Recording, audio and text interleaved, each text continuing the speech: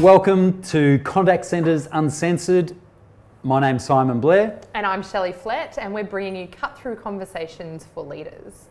So, Simon, today's question is a little bit of an interesting one, and it is, can you be friends with your staff?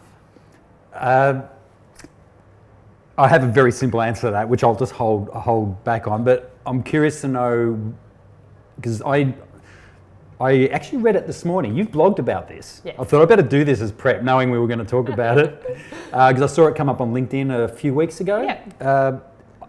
Tell our listeners, viewers, about what prompted you to write about this topic.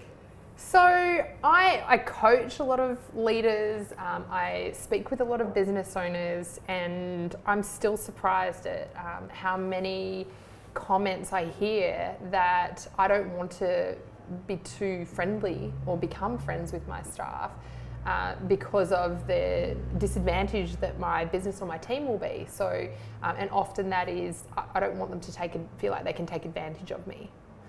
So that's probably the biggest one, is I don't want to be taken advantage of, so therefore I won't be friends with them. That's just insane. It's just absolutely insane. What is it, 1985? What is this old school management thinking? It's like, do what I say, that I'm the boss. That's boss thinking. I mean, we've seen the memes around boss versus leader, yeah? Let alone lived what it's like to work for a boss versus someone who's a true leader of people. And I think, if we're bringing this specifically to the contact centre environment, you look at the age dynamics and the demographic of teams is you've got a lot of younger people who really, really need that connection. They need that friendship. Totally. And potentially leaders who might not be that much older, who actually don't know how to have conversations with their friends. That holds them to account. And so I think that their reservations come from a really good place. Yes. I don't necessarily think that not being friends with your staff is addressing the core problem. Well, I'll get you to reveal more about even what you wrote and some of that, but I suppose from my perspective, one of the best business book I've ever read, which actually isn't about theory or anything, it's based on the biggest research study ever conducted in the world on basically what are the common defining characteristics for the world's greatest managers and what do they do differently. And there was a set of, basically it's called First Break All the Rules. And a massive thing that just cut through in that what the greatest managers defined by those that are managed by them and their own companies is they are friends with their staff, first and foremost. Yeah. Because the last time I checked, if you're a manager, your staff are human beings. And surely, therefore, I don't care who you are, in what role on this planet, that a hierarchy should not have any correlation to your ability to have relationships with your people. And we're not talking about being best buddies here. That may happen. I've seen it firsthand. Yeah, Some of my best friends have come from, people I've managed, worked with in the call centre environment.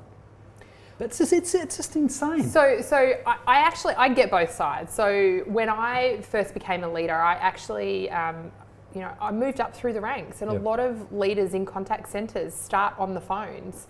And so I was great friends with the people I was on the phones with. We used to have the best time. And, when you're taking 100 calls a day, each call becomes quite monotonous. And I'll take you back to, this was your call will be monitored and recorded for quality and coaching purposes. So there was no recording outside of the live listening. Jacking in. Yeah. That we would play games with each other. So one of the games that I would play with, the person sitting beside me was, here, take this word and put it into your conversation with your customer as many times. Love it. Have fun with it. Sometimes it was, I think it was Twin Peaks was moving out at the time. Well, you could use that now. It's just come out again. And so it was, here, how many times can you say Twin Peaks? And we would say Sunshine. And so all these things, it was enormously fun. And I don't think that it was detrimental to the customer, although, you know, maybe they picked up on it sometimes with the giggling in the background. We were certainly enjoying ourselves. So But when it's a I trade-off, got isn't to... it? Worth it. Yeah, Absolutely. worth the benefit. But I definitely don't recommend doing that today. It's extremely unprofessional. And I don't think you can get away with it. But when I moved from that level of taking calls to you're now leading the team that you used to be unprofessional with in some aspects, it really was a shift, a mindset shift for me. And at the time, the only way I knew to do that was actually to not be friends with my staff. So I myself have actually gone through that where I've said, I'm drawing the line. We can no longer talk about your personal life or anything to do outside of work. And we've really got to be focused. You were saying that to them? Well, or you not just acted necessarily. That way. You just didn't engage I absolutely in that acted manner. that way. But I was absolutely having those conversations with my manager at the time. That you know, you've got to draw the line, Shelley, and you've got to know what you can and can't. I'm fascinated by the reasoning and the justification. Well, I think that was the way that they were taught, right? Do it because that's the way that you manage people. And sometimes that's the best way to learn is, I've found this way that works really well for me, and this is what I would recommend. And it's the difference between mentoring and coaching. Yes. A mentor will tell you, this is how I've done. Yes. Try it. Whereas a coach will say, well, what do you think would best suit your style and your approach? And I think that's where we've come from is that, historically leaders, and particularly those in contact centres, have been put in their role and been mentored by other leaders. This is the way that I do it. Why don't you do this? Probably in hindsight, the biggest realization that I had is me and my manager were opposite personalities. And so what worked well for her, and it did work well for her, did not work for me at all. So And look, and that's true. And it's not about there's one way, but just as a blanket rule, if you have a philosophy that you cannot be friends with your staff, I just can't fathom that. And it says a lot if that is a belief system that you have. I think that's a poor reflection on. So if that's your belief system, just check. Today's the day to question that. Check that. But because I think possibly it's misconstrued as what it means to be friends, and it's not about being best friends. It's not. But because what if good, Well, what is the have you got a really definition of good a friend? Have you got a couple of good friends or one? I have a spectrum of friendships, and I share different things with different friends, and I have different conversations and different levels. But what I can sounds like a team of staff that you might manage. Absolutely, and that's why I'm absolutely... Horses for courses, isn't it? Yes. And each relationship is different. Yes. But true friendship is a reciprocal thing where you can openly gather feedback and hear difficult things and have the difficult conversations. Yes. And there's respect. Yes. There's absolute respect all the way. Yes. And that's the key. And that's what true leadership is. They understand that there's no one way to fit every situation or every person. It's horses for courses, which is why it's hard. And this dictatorial, traditional management style of I'm the boss and you're the staff member, you'll do what I say, forget about it. Never has worked. It may work for a while. No, that's and for some, right, but because it suits the hierarchy, doesn't it? Keeps people in positions of power and feeling the power and holding those down who are underneath them. I think the way that I look at the friendship, and it's good to kind of recognise that there are different types of friends. So I may not invite my staff to my wedding or to my children's birthday parties. But you be friendly. Absolutely. And so it's not saying whether you're a friend or not a friend. I think that's sort of looking at the semantics of the word friend that can be defined in a number of different ways. What I would challenge is if you have friends that are taking advantage of you or, exploiting you for what you do for them, then they're not your friends. They regardless of how you define friendship, they're they not don't your friends. sound like your friends. No. And so when you think about friends, I automatically think of someone I trust. Yes. I think that friendship is all about trust. Totally. And you respect the differences between each other and their opinions, and you can agree to disagree and all of those sort of things. And the best managers, they're comfortable to have the difficult conversation with those that they can also then go out and have a drink with after work. Absolutely. But not necessarily have come home for dinner. Or they might. What does There's no rules. That's the key. There is no rules. If you think there's rules around this, then Well, actually, I do think there's one rule. I think that with all friendships or relationships, it is about communication. Yep. And so I think, and my response to leaders or business owners that say, I don't want to blur the line and be friends with my staff, is this.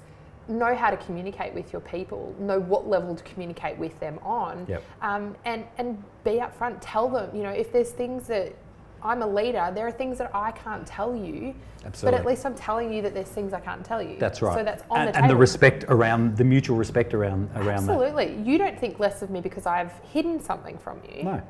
You respect me for the That's fact right. that... There's reasons for that. Absolutely. So that would be my biggest piece of advice is don't necessarily look at it as friendship being the problem.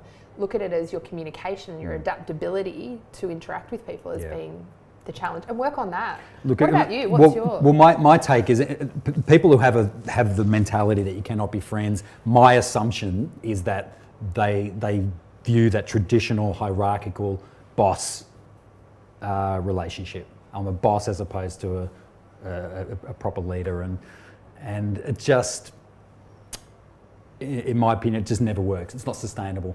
And so and you can't have the open conversations. It breeds mistrust. Yeah. Those relationships breed mistrust. What's your advice for people who do think like that? Well, how is that working for you? Because for me, that you're just making a rod for your own back, and try to be more open. It's about giving more of yourself in order, and I think as a leader, to show your own vulnerabilities and lose the mask. That you have to be, because as a boss, I think that's probably a lot of hard work. And you probably get really tired to maintain the facade of I'm the boss and whatever that is. What that means. Whatever that means. And being a little bit vulnerable, like I'm not superhuman. So so just let your guard down a bit, and amazing things can happen, because it's like what I do with staff in helping them and managers to have better conversations with customers. What we're doing in this show, cut through conversations. Absolutely. How can you have a cut through conversation if there is that distance? Yeah, and things that are unsaid. It's not sustainable, and it can't. If your objective is to be really effective and great at what you do, and for your business to be great at what they do, then that thinking and those sort of traditional management models just don't wash. They won't work. So step outside your comfort zone and feel free to dabble in a bit of friendship. When you come into work, I love the leaders that come into their office in the morning and they're like, hey Simon, how you doing? How was the weekend? Did your team win? Or how are the kids? Did you get them out in the sun? Knowing things about each other. Really... It could be the smallest word.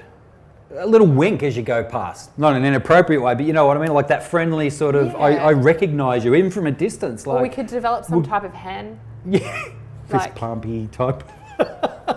I've seen that. Maybe a couple that'll of times, evolve over time.